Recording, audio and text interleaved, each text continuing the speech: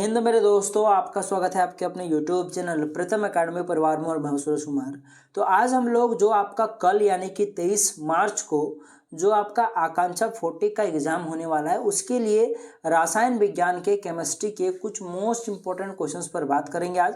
और ये सभी प्रश्न 2022 में पूछे गए प्रश्न सब है, तो बहुत इंपॉर्टेंट है कुल मिलाकर मैं आपको बताऊं तो फिलहाल चलिए क्वेश्चंस पर बात करते हैं। निम्नलिखित में से किस अभिक्रिया में हाइड्रोजन ऑक्सीकृत होता है, या फिर बोलो किस अभिक्रिया में हाइड्रोजन ऑक्सीकृत हो रहा है।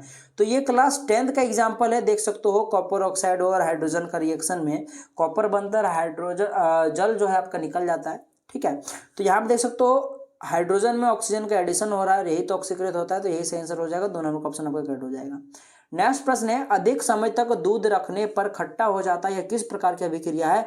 तो बेसिकली यह एक उपचयन अभिक्रिया है, क्योंकि यहाँ पे बेसिकली ऑक्सीजन का एडिशन हो रहा है। ठीक है ना, तो उपचयन अभिक्रिया हो जाएगा। 4 नंबर का ऑप्शन करेक्ट हो जाएगा।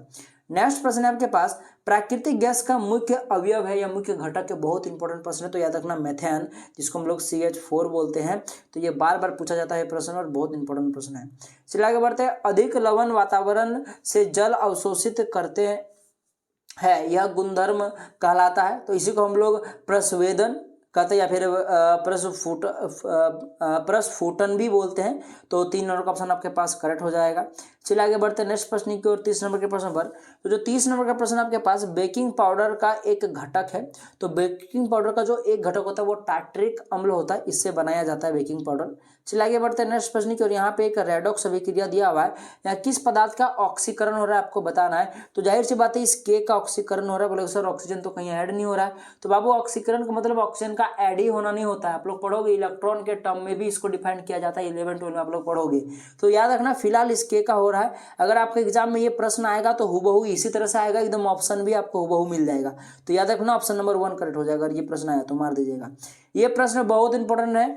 यहाँ पे लिखा है, यहाँ पे एक IUPAC नेम पूछा है, CH3 CH2 CO CH2 CH3। देखो टोटल 1 2 3 4 5, टोटल 5 कार्बन है, इसलिए इसको पेंटेन बोलेंगे, क्योंकि 5 कार्बन को पेंट बोलते हैं। ठीक है, और चूंकि यहाँ पे जो कीटोन है वो तीसरे नंबर पर, इसलिए बोलेंगे पेंट 3 ऑन, जो कि आपका 3 नंबर का ऑप्शन है करेक्ट हो जाएगा।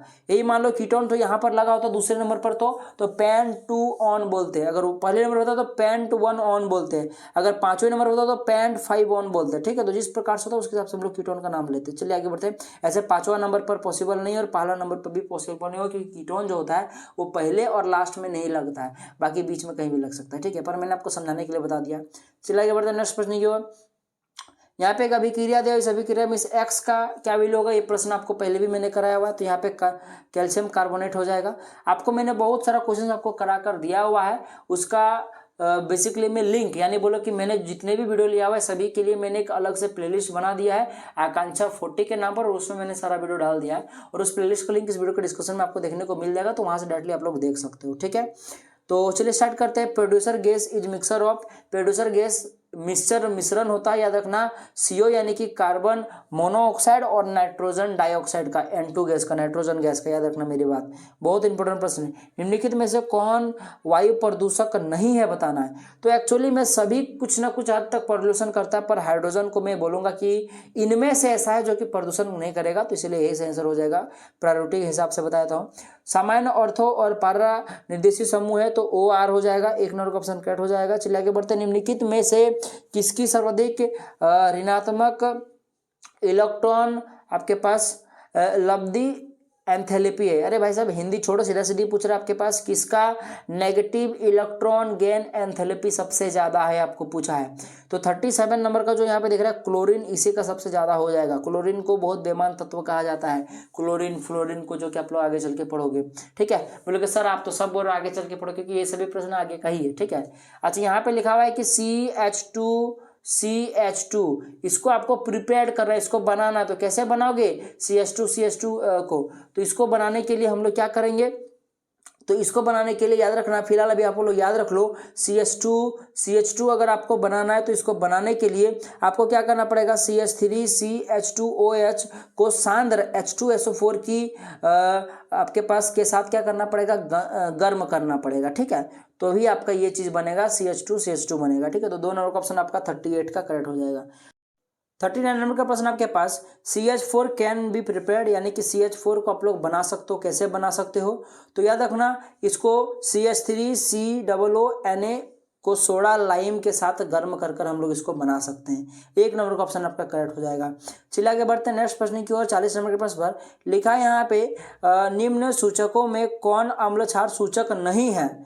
तो देख लो, फिनोप्थिलीन आपके पास हो गया, लिटमस हो गया, मेथिल ऑरेंज हो गया, तीनों का तीनों एक सूचक होता है, परंतु जो आपके पास वेनिला होता है ये नहीं होता है। चलिए आगे बढ़ते हैं नेक्स्ट प्रश्न की ओर। निम्न तत्वों में कौन एसिटिक ऑक्साइड बनाता है? कौन एसिटिक ऑक्साइड आपको बनाता है, ये पूछ रहा है।